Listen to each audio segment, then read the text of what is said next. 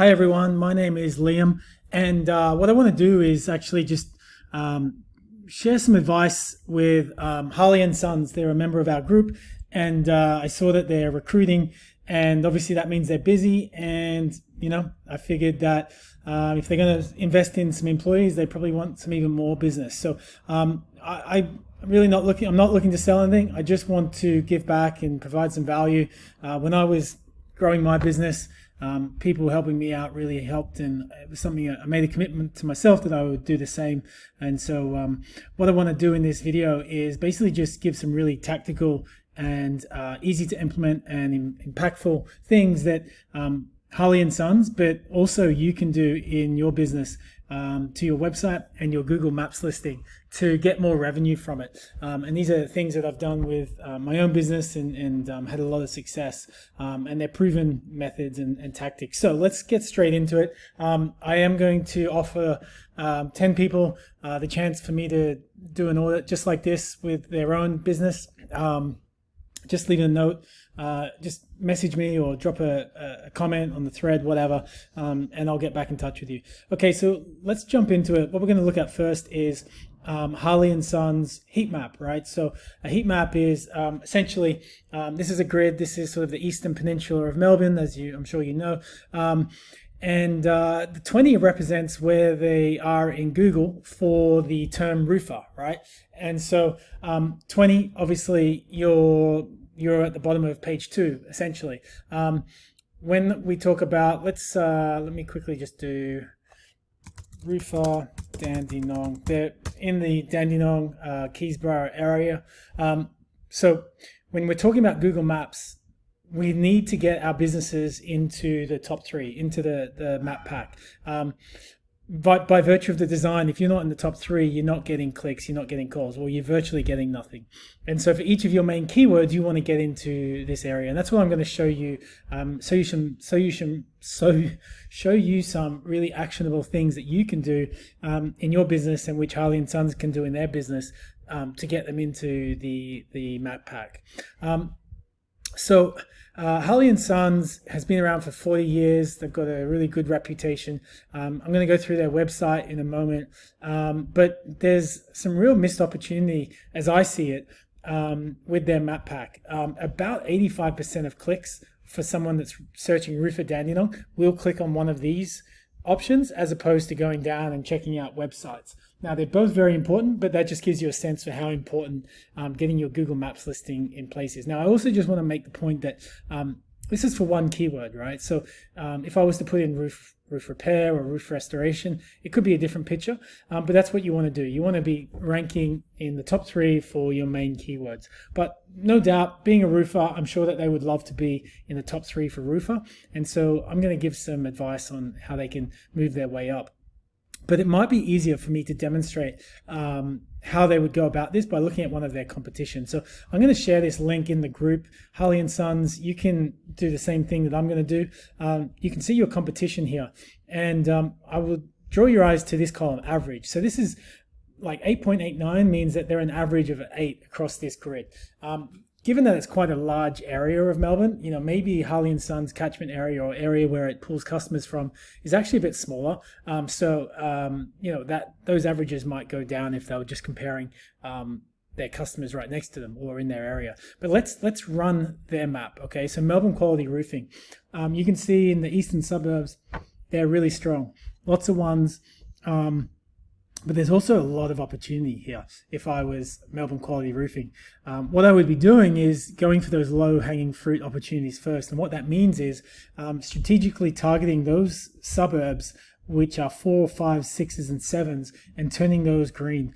And this tool that you have in front of us, these heat maps, like I said, I'll run these for 10 people in the group.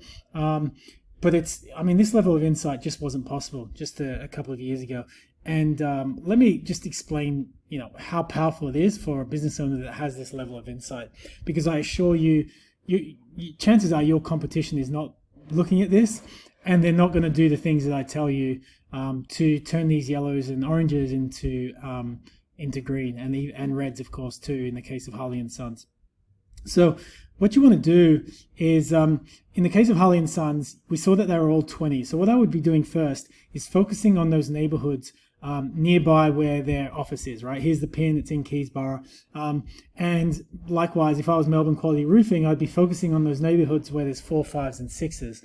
And when I say focus, what I mean is you want to send signals to Google that you are strong and you do business in those areas. And there's a few ways you do that. So number one, create some location pages for the major suburbs nearby, right? So these don't need to be in-depth pages. There doesn't need to be a lot of new content on them, but they do need to have the name of the suburb in the page title, in the URL, in the content, in the headings on the page. These are really strong indicators to Google that you're a business that does business in those areas. So, I would, if I was Harley and Sons, I'd be looking at Keysborough. I'd be looking at Edithvale potentially. I'd be looking at Narre Warren, Hallam, and building out I'd be telling my web builder to, all right, take the homepage, duplicate it, inject some unique copy about each of those areas, and mention the services and get those up. And then what you want to do then is, the second thing you want to do is post from your Google My Business profile. Now, if I was managing Harley and Sons Google My Business profile, I would be able to post from the front end here. So I just click on it, I'd come down here, and there'd be an option to post. And so a post is just like a post on a social media, but it's just a short update. And so what would you put in your post? Well, you might mention each post might be about a different service, and just a couple of hundred characters about what it is, what they do. You can talk about doing business in different neighborhoods. You can talk about any sales you have. You can highlight customers. You can talk about maybe you're an event, or maybe you're partnering up. So I would encourage you to get your content person, get your website person, and just think about what's a month or 2 months worth of content that you can push out. These take 20 to 30 seconds to publish, and just a few minutes to prepare. So think about the month or 2 months ahead, what content you can put out. Mention the different neighborhoods in those posts, and link to those pages we just talked about from those posts. Okay. Really quickly, what that's going to do is start to turn these 4, 5s, and 6s into 3s, 2s, and 1s. So we've talked about location pages, we've talked about posts. The next thing you want to do is get reviews from your customer base. Okay. Now, Harley and Sons has 172 reviews at a 4.7 rating on Google. That is awesome. But roofing is a competitive niche, and I think you probably want to get this up higher, get several hundred. And it's really not that easy to do for a business that's been around 40 years. I'm sure you have a big list of customers, and there's tools out there that basically automate that collection of those reviews. So it goes out to real customers of yours, but it publishes the 4 and 5 star reviews on Google, and doesn't publish the 1, 2, and 3 stars. So not only are you only getting really good reviews on Google, but you're also getting hopefully some valuable feedback from those that didn't give you a 4 or 5 star, and that can help you be a better local business. And in those reviews, you're going to be, your customers, when you send out the email in these tools that I'll be happy to tell you about if you just shoot me a message. Basically, you can mention the name of the neighborhood or the suburb where the service took place. So just lightly prodding them to include the name of the suburb. And that, again, is another really strong ranking factor. So we've talked about location pages. We've talked about GMB posts that link to the location pages. In those GMB posts, you want to have images as well, which will put the name of the neighborhood in those images. We've talked about GMB reviews as the third thing you can do. And then the fourth thing, again, if I was logged in, I'd be able to choose the locations or the areas that I do business. So I'd be choosing Frankston, Mornington, Dandenong, Hallam, Narre Warren, those types of places. It's just another indicator to Google that you have a strong presence in those areas. So I guess my summation is that you've been around for a while, but there's a lot of missed opportunity. You've got a really good brand. I know of Harley and Sons. You've got a really good brand, but you're not taking advantage of your Google Maps listing and generating as much business as you could through your Google Maps listing. You've got some great reviews. That's a really strong foundation. But you just need to target some different keywords in those posts on those pages, and you'll start to turn these into 15s and 10s and 5s, and then get them into the top 3. If you want to send me over another keyword to run a heat map on, I'd be happy to do that for you as well, Harley and Sons. Okay, so now let's go and look at the website of Harley and Sons. Now, there's a lot I like about this website. You can see they've put a lot of work into it. When we think about the purpose of a website, the purpose of a website is ultimately to educate and inform. It's to educate and inform, ultimately to generate revenue for a local business, right? There's no two ways about it. And so that's what you really want to, that's sort of the lens you want to look through when you're thinking about designing your website. Now, I think it does a really good job of clearly talking about what services they offer, and that allows someone coming to the website to quickly qualify Harley and Sons and decide whether they're a business that is able to help them. And so that's what those tiles do here that I'm scrolling over. But you also want to make it really easy for your customers to communicate with you, right? And so a couple of things that I would strongly recommend is, make these header menus, make them stick to the top of the page so that it's easy for your users to be able to navigate to these different pages. Because when I get down here, there's no navigation. I'm lost. Like, maybe I want roof restoration. Make it easy for me to get to those pages. And likewise, if I'm down here and I've heard enough and I want to get started, make it easy. Put your phone number. Keep your phone number stuck to the top of the page here. So that's called a sticky menu. And that's all about increasing the conversion, right? So conversion is just what percentage of website users are taking an action that we want them to take, right? So in this instance, it's probably calling us or filling out a form. Now, they do have a click to call, so I clicked on that, and that's going to call. That's particularly important for mobile, so that's great. They've connected their Google My Business listing and their website. That's a strong recommendation of mine. That's a strong indication to Google that you're the same entity, and it will help rank both of them, no doubt.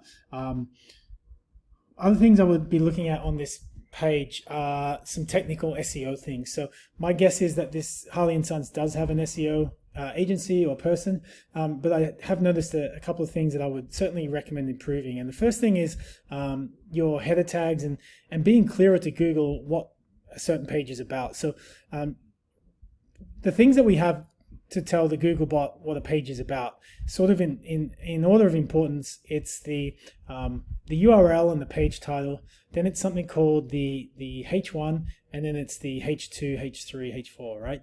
And so you want to make sure that in your page title, which is here, and your H1, which is here, that you put in your primary keywords that you want to be ranking this page for, right? And you want to choose those keywords that you've got content on the page about, so that when someone comes to the page, they're a qualified audience. It's the type of person you want to come to this page, and they can find the information they want. And so I see roof repair, restoration, and guttering experts. That's fine to include those three sort of distinct services, but I would, in my H1, I'd really just be focusing on one of them, because you're sort of diluting the message to Google of what this page is about. So, I might do roof repair, Melbourne, Harley and Sons, and then restoration and guttering experts. That might be in the H2. That's assuming I wanted this page to primarily be about roof repair. So that's just that's a piece of advice that you can all take on board in terms of just being singularly focused on one sort of category or one service area per page. It's going to avoid dilution of the message of what the page is about to Google, and will help you rank higher and bring in more targeted traffic. Because ultimately, a user is looking for one of those things at any given time. They're probably not looking for all three. But even if they are, they probably want to read a distinct page or a distinct in-depth piece of information about each of them. And so that is a nice segue to talk about the number of words on this page. So let me see how many words there are. So there's about 1,100 words, which is good. I tend to recommend about 1,500 words. Now the reason why that's important, two things. It tells Google that this is you are an authority on the subject matter, assuming the content's good, right? It's not considered to be shallow content or content that's really light on information. It's 1,500 words. That's enough to show your expertise. But it also, when you include that many words, you're also giving yourself the opportunity to include more keywords and more related keywords, which again is a trust factor and a ranking factor for the web page. If you're talking about things related to, if this was about roof repair, if you're mentioning siding, if you're mentioning guttering, if you're mentioning about storms, that sort of stuff, they're all the related keywords which in the whole give indications to Google that you're an authority on the subject matter. Okay, so we've talked about conversion, we've talked about structuring your page correctly, we've talked about the amount of content on the page.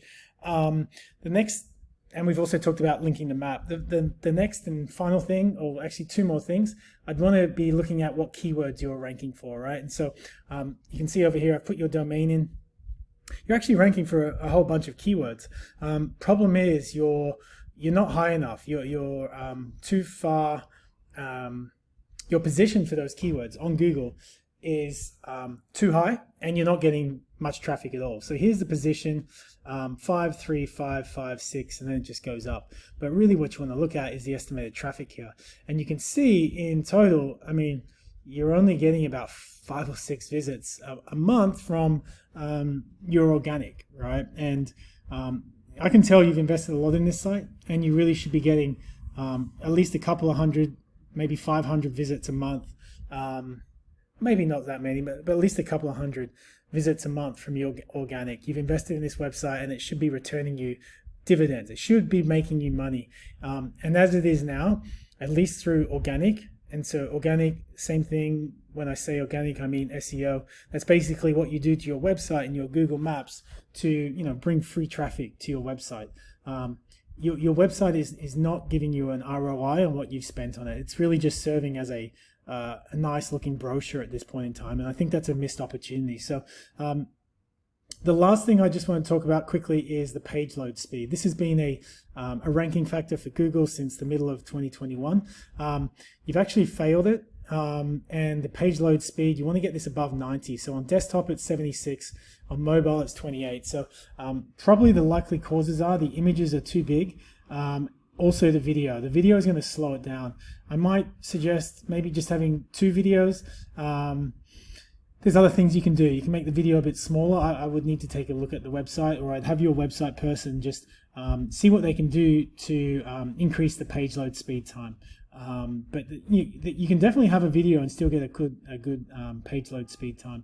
But that's something you need to look at. That's important because not only is it a ranking factor, if your website's taking too long to load, you're going to have people that click off your website and don't even visit you, so you don't get a chance to persuade them or educate them and get them to give you a call. So hopefully that's been useful. I hope I've shared some interesting and some useful information for all of our group members.